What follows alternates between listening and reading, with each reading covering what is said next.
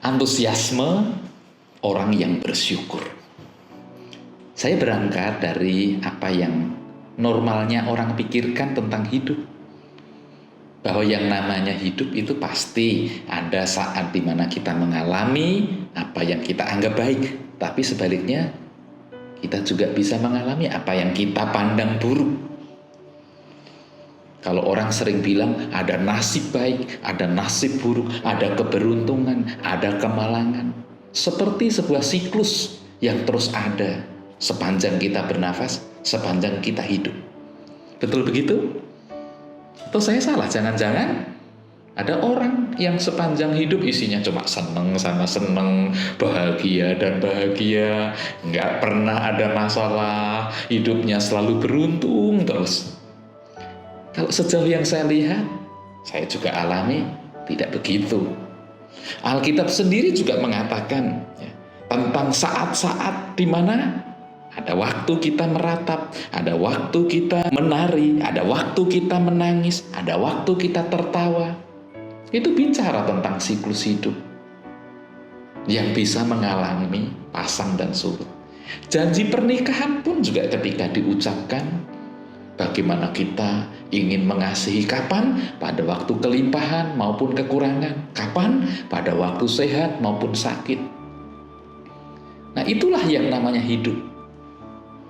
Tidak pernah lepas dari kemungkinan bahwa ada saat-saat di mana kita merasa dalam keadaan baik, tapi juga merasa dalam keadaan yang tidak baik. Itulah hidup.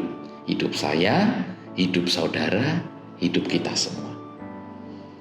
Nah, sekarang di tengah-tengah hidup yang seperti itu, bagaimana kita bersyukur?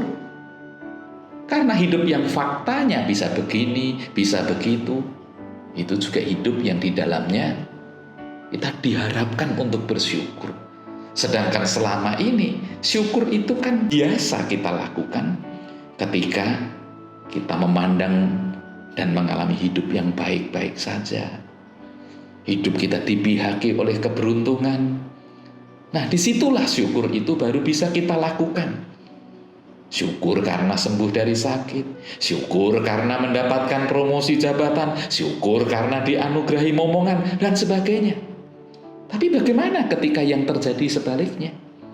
Apakah kita hanya akan bisa bersyukur di sebagian hidup saja? Yaitu ketika hal yang mudah, hal yang indah.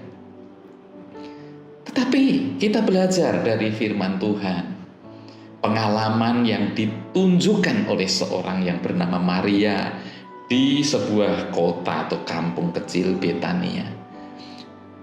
Itu rumahnya orang miskin. Kehidupannya penuh dengan pergumulan. Tetapi mengapa Maria bisa bersyukur? Mengapa dia bisa memberikan minyak narwastu mengurapi Yesus dengan minyak yang mahal harganya, setengah kati, barangkali setengah liter katanya. Dan harganya mungkin sampai 50 juta, mungkin sampai 60 juta untuk seorang yang miskin. Tapi dia melakukannya dengan penuh sukacita. Itulah tanda syukur bagi orang-orang yang merasa bahwa dirinya mendapatkan berkat dan kemurahan dari Tuhan. Seorang Maria yang hidupnya pernah bergelimang dengan dosa, diselamatkan oleh Yesus. Lalu sebagai rasa syukurnya, dia tidak merasa sayang memberikan apa yang terbaik bagi Tuhan. Nah, syukur itu hanya bisa terjadi bagi setiap orang yang merasa bahwa dirinya mendapat. Hati-hati kalau kita tidak merasakan bahwa Tuhan sebenarnya sudah memberikan begitu banyak hal kepada kita. Hati-hati dengan orang yang selalu merasa kurang. Sepertinya Tuhan itu tidak memberikan yang terbaik untuk kita. Hati-hati. Kita masih diberikan oleh Tuhan banyak hal. Kemurahan Tuhan itu dinyatakan bahkan sekalipun dalam keadaan-keadaan hidup yang mungkin tidak menentu.